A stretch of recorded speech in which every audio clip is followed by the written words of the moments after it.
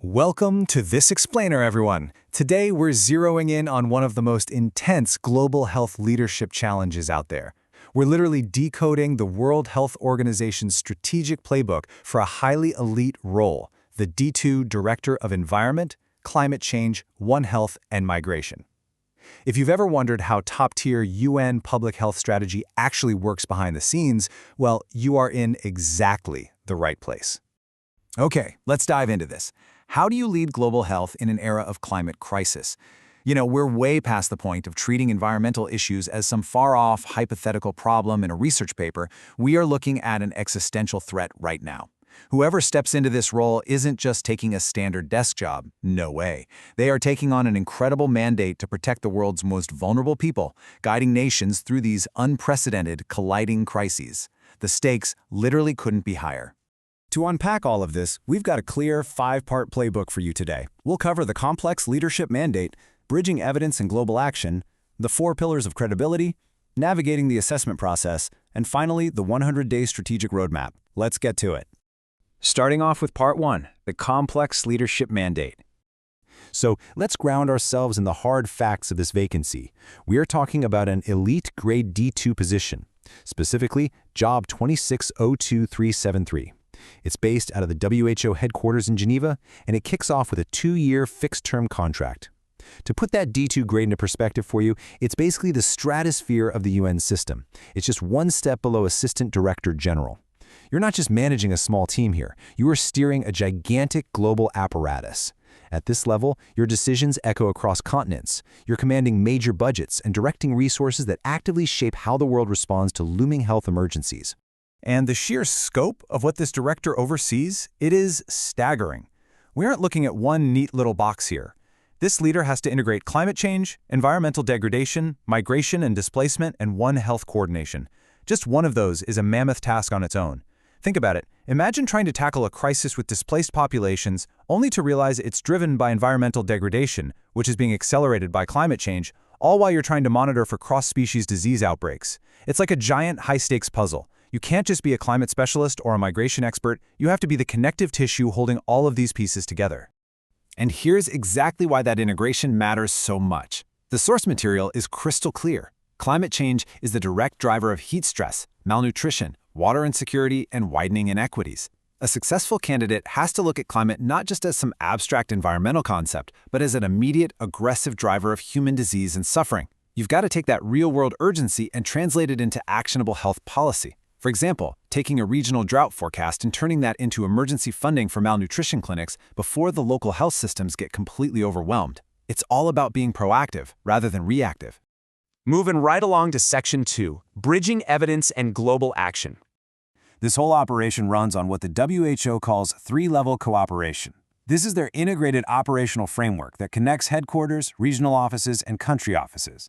A truly strong director doesn't just sit up in a tower in Geneva dictating rules to everybody else. Absolutely not. They have to treat their entire department as a service platform for the whole organization. Look, if a policy doesn't work for a country office on the ground, if it ignores local realities or lacks logistical support, it's just a bad policy. Navigating this structure takes immense operational humility. You have to actively listen to the folks who are actually executing the plans. And this brilliantly illustrates the whole engine of the process. It's a continuous, circular loop. Step 1, you convert raw scientific data into clear priorities. Step 2, those priorities become official, normative guidance. Step 3, that guidance turns into actual, on-the-ground country support. And Step 4, which is arguably the most crucial, you take the lessons learned from those countries and feed them right back into setting global norms.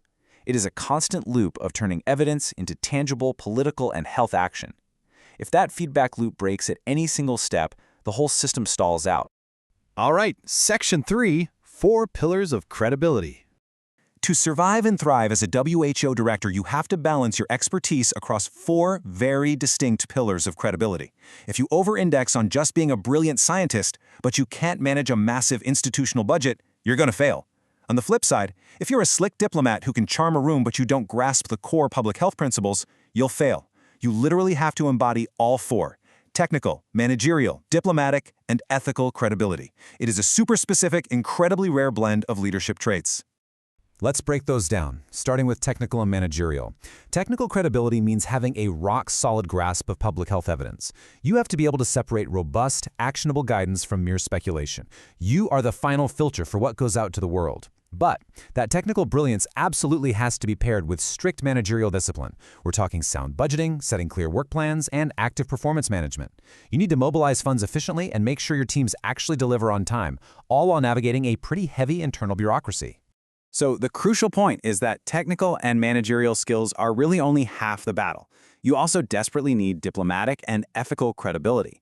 This means negotiating at huge global forums like the UN climate change conferences and building consensus among member states that have wildly different and sometimes totally conflicting agendas.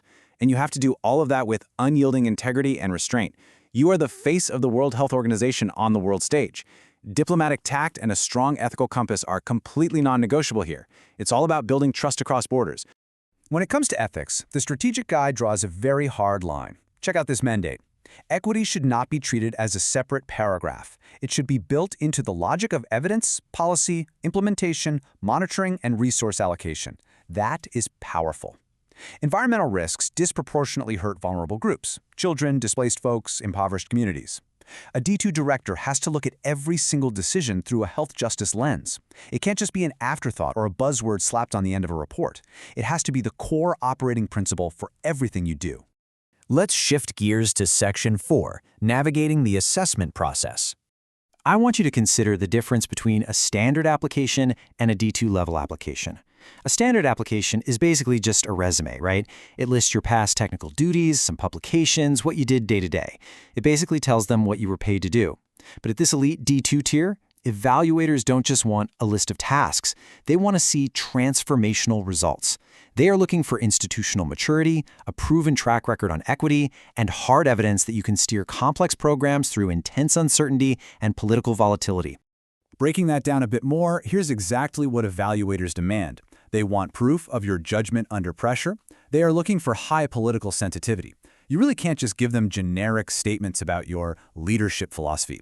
No, you need specific, battle-tested narratives. Why did your actions actually matter? How did you handle risk when things inevitably went sideways? What were the measurable results on the ground?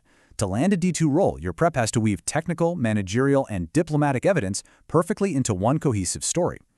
And finally, Section 5, the 100-day strategic roadmap. Let's move to the roadmap and see how this builds a true foundation for success once the candidate actually gets the job.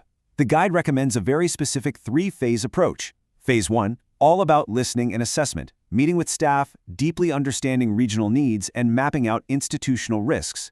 Then, Phase 2 shifts into alignment and quick wins, clarifying expectations and ensuring your technical outputs actually match what member states desperately need right then and there. Finally, Phase 3 is launching a full-scale 2-year transformation agenda backed up by measurable milestones.